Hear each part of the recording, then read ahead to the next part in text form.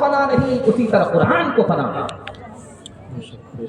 آپ دیکھیں گے ابھی لائٹ چلی گئی تھی، مائک کا سسٹم بھی ختم ہو گیا، لائٹ کا سسٹم بھی ختم ہو گیا، اس کے بعد جنریٹر جلایا گیا، پاور ہاؤس سے سپلائی آئی، تب اس کے بعد مائک کام کرنے لگا، لائٹ کام کرنے لگی۔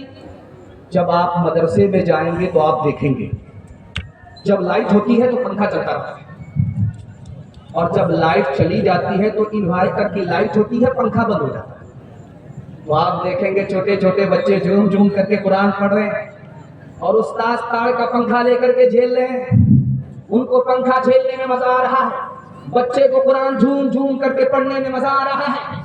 ایک مالدار رئیس نے دیکھا، دل خوش ہو گیا، واہ رے استاذ، واہ رے طلبہ، واہ رے طالب علم، واہ رے طلبہ، سب پر سب قرآن کے اوپر قربان۔ اس نے 10,000 سونے کے سکے استاذ کو دے دیا کہ تمہاری اس قربانی پر میں قربان، یہ 10,000 سکے تم قبول کر لو۔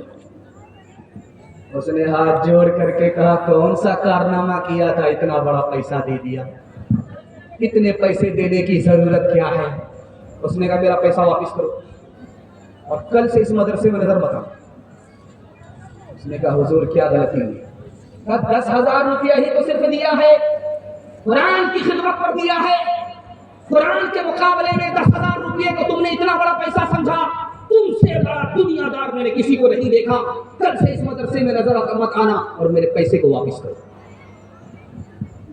ایک آدمی کی شادی ہوئی، 1 سال ہو گیا، 2 سال ہو گئے، 3 سال ہو گئے، بال بچہ نہیں، لوگوں نے تانا مارا کیسا مرد ہے، شادی ہو گئی کیلنڈر چھپ ہی نہیں، اب منہ چھپا کر کے چل رہا ہے، رات کے اندھیرے میں ہاتھ اٹھا کر کے خدا سے کہتا ہے کہ مالک شادی ہو گئی، 1 سال ہو گئے، 2 سال ہو گئے، 3 سال ہو گئے، کوئی بچہ نہیں ہے، کتنے لوگوں سے منہ چھپا چھپا کر کے چلوں گا، مالک بیٹا مت دو، ایک بیٹی ہی دے دو، وعدہ کرتا ہوں کہ جب اس کی شادی ہوگی دنیا کی ہر دولت دے کر کے اس کو رخصت کروں گا۔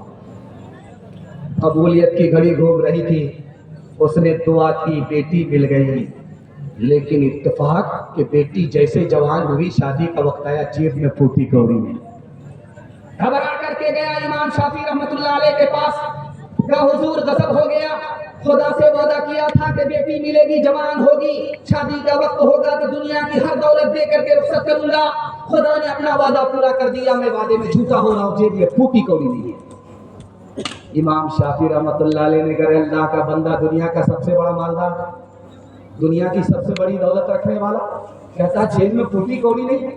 اس نے کہا کہ حضور آپ بھی میری غریبی کا مذاق اڑا رہے ہیں، نہ روپیہ پیسہ ہے، نہ زمین مکان دکان جائیداد کچھ نہیں۔ ارے اللہ کا بندہ تمہارے پاس سب سے بڑی دولت ہے قرآن ہے، بیٹی کی شادی سے پہلے قرآن کی تعلیم دو، جب بیٹی رخصت ہونے لگے تو قرآن کے ساتھ بیٹی کو رخصت کر دو، دنیا کی کوئی دولت قرآن کے مقابلے میں قرآن سے بڑھ کر ہو نہیں سکتی۔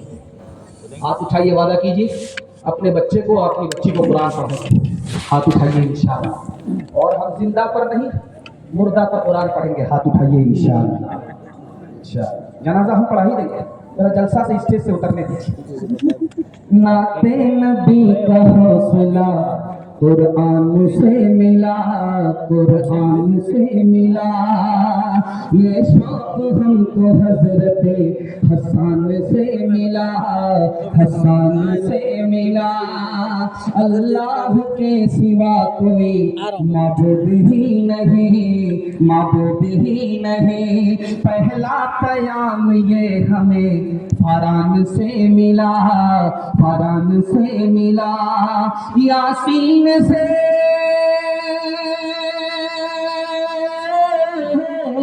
یاسین سے تشفی قلب و جگر ملی، اظہار شکر سورہ رحمان سے ملا، رحمان سے ملا، اظہار شکر سورہ رحمان سے ملا۔ ماشاءاللہ آپ جس طرح بیٹھے ہیں اسی طرح بیٹھ گئے، گڑ گئے، محبت میں فنا ہو گئے۔ اس محبت کو اللہ سلامت رکھے، قرآن سے پوری ملت کو اللہ زندہ فرمائے۔ چوتھا پیغام دنیا اور آخرت کے حوالے سے یہاں سے لے کر کے وہاں تک سننے کے لیے تیار؟ جوش کے ساتھ ہاتھ اٹھائیے انشاءاللہ۔ جب جوش کے ساتھ آپ کا ہاتھ اٹھتا ہے تو دل بڑا خوش ہوتا ہے کہ آپ ابھی تھکے نہیں ہیں، تازہ تب ہیں، حوصلے کے ساتھ آپ جوان ہیں۔ ایک بات راز کی سنیے، جب ہاتھ میں کھجلی ہوتی ہے تو ہمارا جوان کیا کرتا؟ مال آئے سسر نے کما کر ہاتھ کی کھجلی حقیقت کیا ہے، افسانہ کیا ہے، یہ بتا رہا ہوں۔ ہاتھ میں جو کھجلی ہوتی ہے یہ خون میٹھا ہونے کی وجہ سے، دیکھیے کتنا بڑا سیانہ ہے، کہاں سے کہاں پہنچ گیا۔ جب آنکھ پھڑپھڑاتی ہے تو لوگ کیا کہتے ہیں؟ دشمن کا سامنا ہونے والا۔ جب آنکھ پھڑپھڑاتی ہے تو بلغم خراب ہوتا ہے، بلغم کی خرابی کی وجہ سے آنکھ پھڑپھڑاتی ہے۔ حقیقت کیا ہے، افسانہ کیا بن گیا؟ اور ایک خاص بات، کبھی کبھی آدمی کو اٹھتے بیٹھتے ہچکی آتا ہے تو بغل کا آدمی سننے والا کہتا ہے کوئی تم کو یاد کر رہا ہے، یہ تو جمعہ میں رمضان میں خدا کو یاد کرتا ہے، اس کو کون یاد کرتا ہے؟ صحیح سے کھانا کھایا نہیں گیا، صحیح سے پانی پیا نہیں گیا، اس لیے ہچکی آ رہا ہے۔ لیکن خود غرض انسان کہاں سے کہاں پہنچ گیا۔ اور ایک خاص بات اس سے حیرت انگیز آپ کو سنانے کے لیے جا رہا ہوں۔ چار آدمی بیٹھے ہوئے تھے، کسی جگہ چرچا ہو رہا تھا، وہ آدمی اچانک آ گیا۔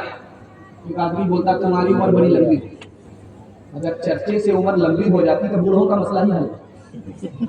چار آدمی کو پہلے بٹھاتے، بعد میں آ جاتے، گرتے کی عمر ہو جاتی 400 سال، مرنے کا نام ہی۔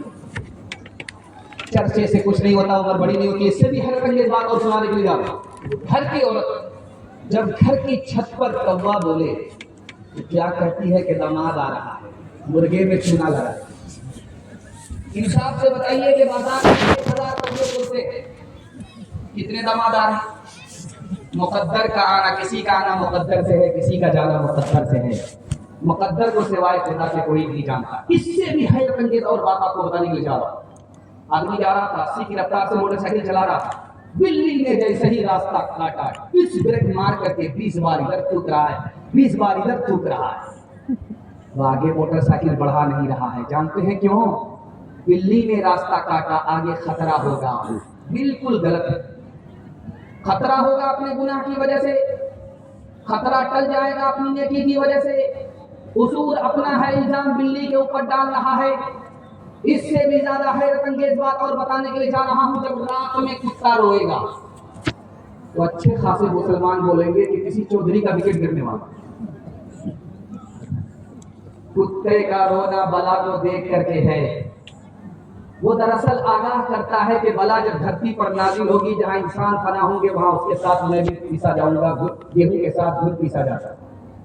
کتے کا رونا کوئی دلیل نہیں ہے کہ کوئی مرے گا کوئی زندہ ہوگا۔ ایک مثال پر پیغام ختم کر رہا ہوں، دھیان سے سنیے گا۔ بہرا آدمی تھا، بیمار کی خیریت لینے کے لیے پہنچا تو وہاں جا کر کے پہلا حال پوچھا کہ کیا حال ہے۔ بہرا آدمی ہے، سنتا کچھ بھی نہیں، صرف بولتا۔ بیمار سے جا کر کے خیریت لے رہا، کیا حال ہے؟ تو بیمار نے کھسیا کر کے کہا مر رہا کا سبحان اللہ مبارک۔ اس کے بعد دوسرا سوال پوچھا کہ کیا کھا رہے ہو؟ وہ اور زیادہ غصے میں تھا، اس نے کہا میں زہر کھا رہا ہوں۔ سبحان اللہ، بہت اچھی دوائی، ٹائم پر کھایا۔ تیسرا سوال اس نے پوچھا کہ کس ڈاکٹر سے علاج چل رہا؟ کہا ملک الموت سے۔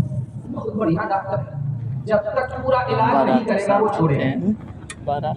کیا ملا صیاد میرے آشیاں کو توڑ کے، کس قدر محنت سے رکھا تھا یہ تن کے جوڑ کے، سارے دن بھی چین سے کرنے لگتی سرے چمن، کہہ دیا صیاد نے بس چل دو گلشن چھوڑ کے، کہاں بھاگا کچھو گھر نہ رہائی، دیکھت نین چلا جگ جائی، ایک لک پوت سوا لک ناتی، تارا بن گھر دیا